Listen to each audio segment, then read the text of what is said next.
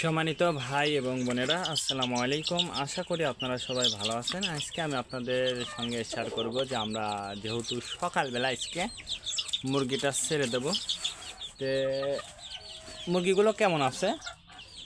তো প্রতিদিনের ন্যায় আজকেও কিন্তু সেই খাবারই দিচ্ছি, সেই ভুট্টার গুঁড়াটা। তো আপনারা কিন্তু সবাই জানেন এই ভুট্টার গুঁড়াটা কিন্তু আমি সকালবেলা আমার মুরগিগুলোকে খাওয়াই। তে আপনারা যারা মুরগিটা পালন করবেন চেষ্টা করবেন যে সবচেয়ে কম দামের খাবার কোনটা, সেই কম দামের খাবারটা দেওয়ার চেষ্টা করবেন, তাহলে কিন্তু একটু লাভ অংশটা আপনাদের বেশি হবে। আর যদি আপনারা বেশি দামের যেমন ফিডগুলো খান, সেক্ষেত্রে কিন্তু আপনাদের খরচটা অনেক বেশি হয়ে যাবে এবং লাভ অংশটা কিন্তু কমে যাবে। তে আমি এখন মুরগিটা ছেড়ে দেবো। তো আপনারা যারা মুরগিটা পালন করেন, আমি বলবো যে অবশ্যই আপনারা চেষ্টা করবেন মুরগিকে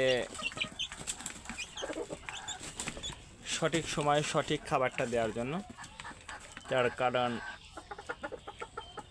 মুরগিটা সুস্থ রাখার ক্ষেত্রে আমি বলবো যে চেষ্টা করবেন পুষ্টিকর খাবার দেওয়ার জন্য। তাই বলে অতিরিক্ত আবার পুষ্টিকর খাবার দিলে কিন্তু আপনার মুরগি আবার ঠিকমতো ডিম দেবে না, এটাও কিন্তু আপনাকে মনে রাখতে হবে। তো আপনারা যারা খামার করবেন ভাবছেন, সামনে কিন্তু ঈদ, আর ঈদে কিন্তু বিশেষ করে আমাদের মতো যারা আছেন তাদের কিন্তু ঈদে কিন্তু একটা কম বেশি টাকা হয়। তো সেই টাকা দিয়ে কিন্তু আপনারা ছোট্ট পরিসরে একটা খামার করতে পারবেন। আর খামার করতে হলে যে আপনাদের যে বাক্স কিনে লাগবে বা এইগুলো না, এই যে এই ঝুড়িগুলো দেখছেন, এই ঝুড়িগুলোতেও কিন্তু আপনারা খুব সহজে একটা খামার করতে পারবেন ইনশাল্লাহ। যে খামার করতে আহামরি যে আপনারা বলেন যে কি কি লাগবে, আমি বলবো যে একটা ঝুড়ি আর 2 থেকে 3টা মুরগি হলে আপনাদের জন্য এনাফ, আর বেশি কিছু প্রয়োজন হবে না ইনশাল্লাহ। আর খাবার হিসাবে আপনি যদি ছেড়ে দিয়ে মুরগিটা পালন করেন, সকালবেলা জাস্ট আপনার বাড়িতে যদি গম থাকে বা আপনি কিছু এই যে ভুট্টার গুঁড়া আছে, ভুট্টা যদি থাকে সেটা একটু ফেসে নিয়ে এসে আপনারা আপনার মুরগিকে কিন্তু খাওয়াইতে পারবেন খুব সহজে।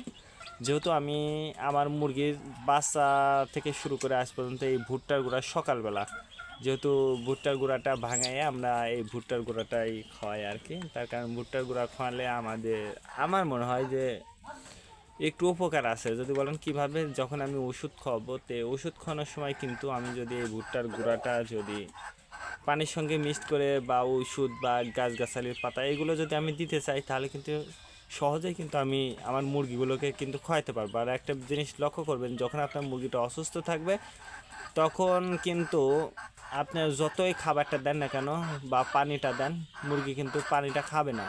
এই জন্য পানি খাবে না, যেহেতু ওষুধ খাওয়ানোর সহজ পদ্ধতিটাই হচ্ছে এই পদ্ধতিটা, বা এই যে এইভাবে যদি খাওয়ান তাহলে